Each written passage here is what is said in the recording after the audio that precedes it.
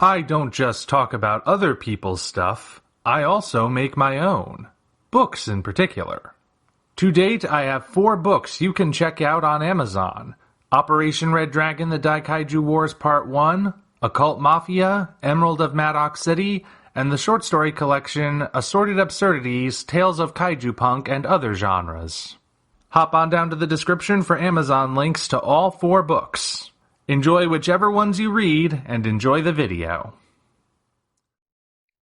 Hello, ladies and gentlemen. I'm the Omni viewer, and I didn't technically have this as part of my Halloween schedule, but I recently finished the currently last book in this series, and they're very appropriate for the season, so I figured I'd don my orange Halloween shirt again and give you a little unscripted review of these particular books, just as sort of an impromptu Halloween video. The books in question are collectively known as the Institute for Singular Antiquities, and are currently comprised of these 2 books, Fury from the Tomb and The Beast of Nightfall Lodge, in that order. The 2 books are written by S.A. Sidor, or Sidor, however you pronounce that last name.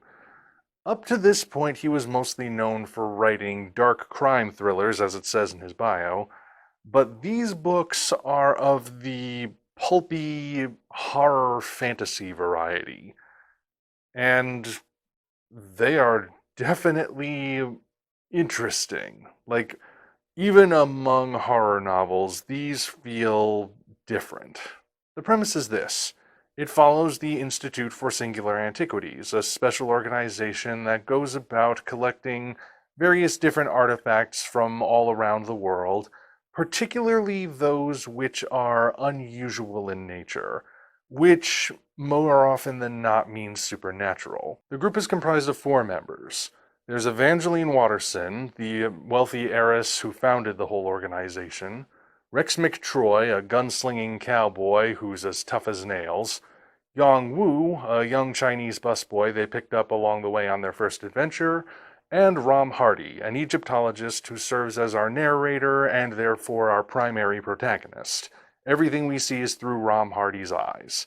And he is naturally skeptical, but as you can imagine, when he's constantly confronted by so many bizarre things, he eventually just has to accept the way things are, which is not what he was necessarily brought up to think.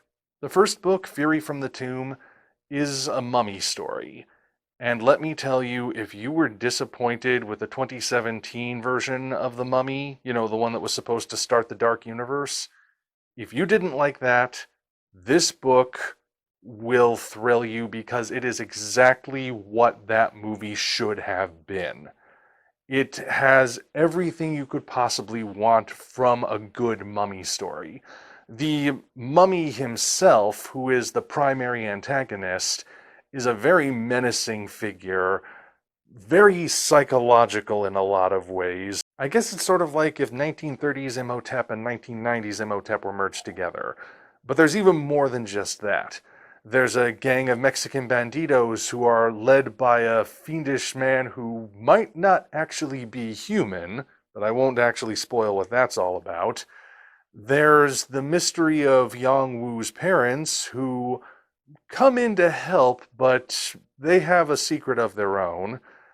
And there's just so much happening throughout the book. It is a harrowing adventure, but it's also genuinely creepy.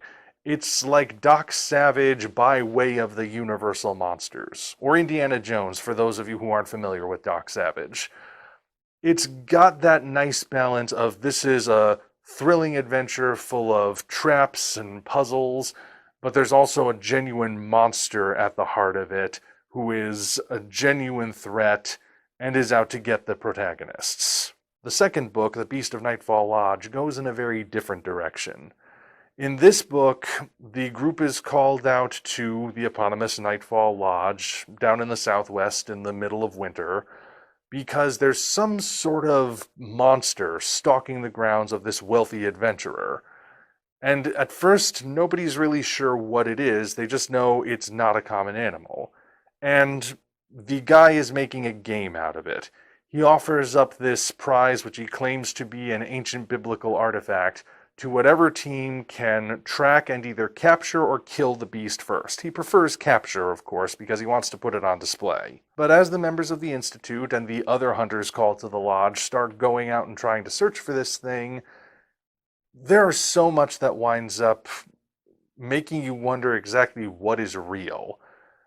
From the nature of the beast itself, to odd things that are picked up by certain characters, to the question of Rom Hardy's sanity as he is narrating this story. It's definitely more of a nightmarish book than the first one, and yet doesn't feel like a complete departure from it. You can read the two books successively and still feel like they're set in the same universe. And, much like the first book, The Beast of Nightfall Lodge crams a lot of stuff into it. And it's impressive how Sidor is able to do that without making it feel like it's random.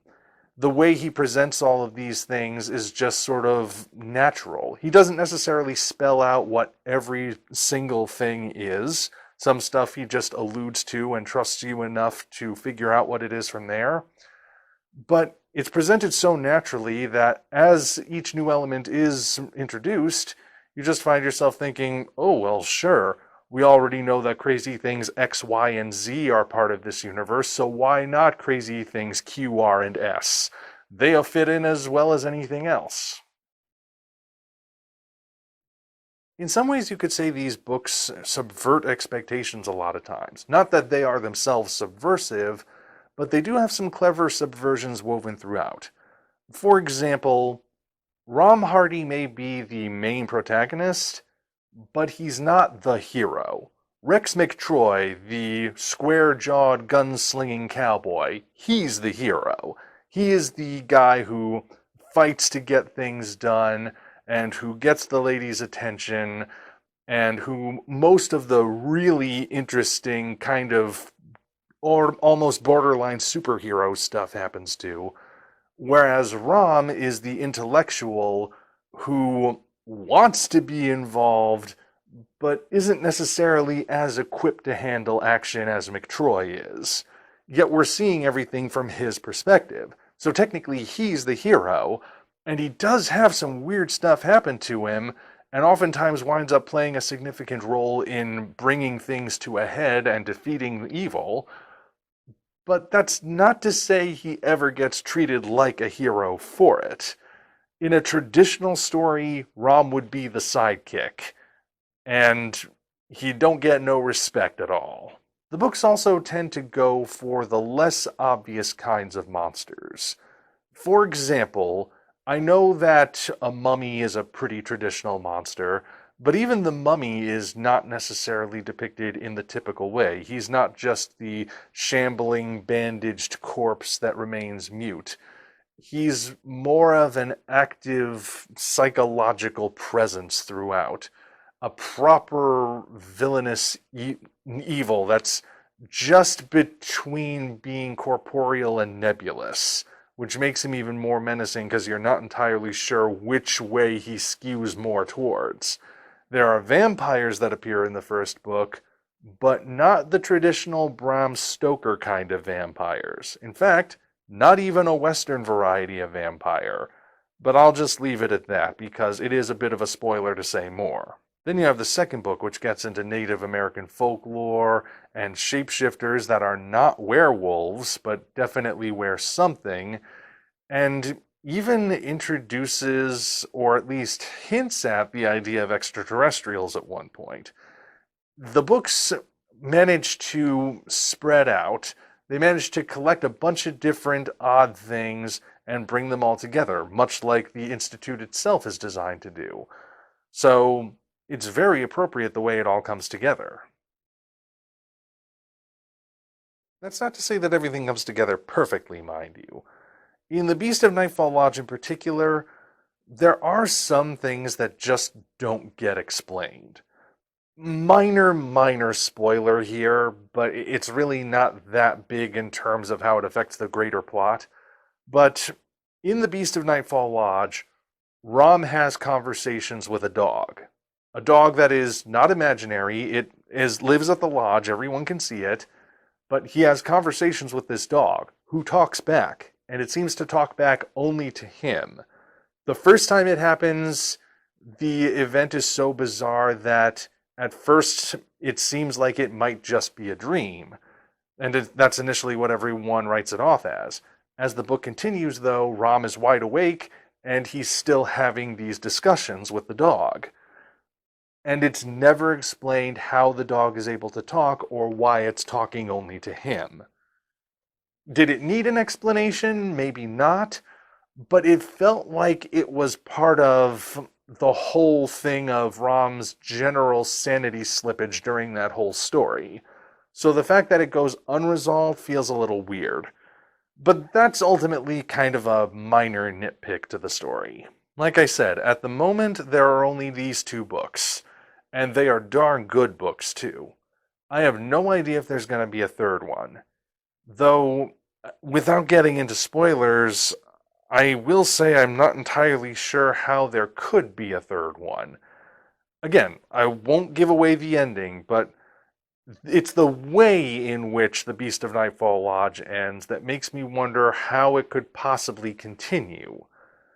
There is a hint given a few pages before the conclusion that if there is a 3rd book, it might not necessarily be Institute of Singular Antiquities 3, but rather a side story, featuring probably not as many of the main characters.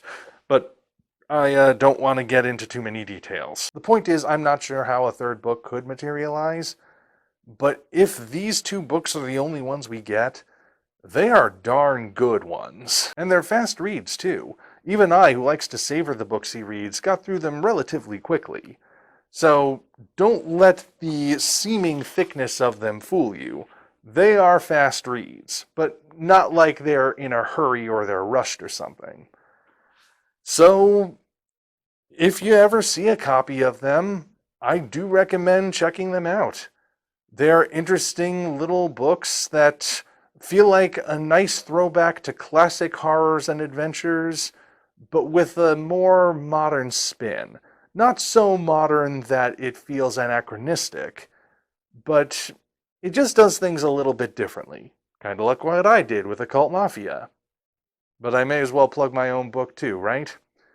Anyway, just wanted to share my thoughts on these books now that I've finished them, and we'll see what happens if there's ever a 3rd one.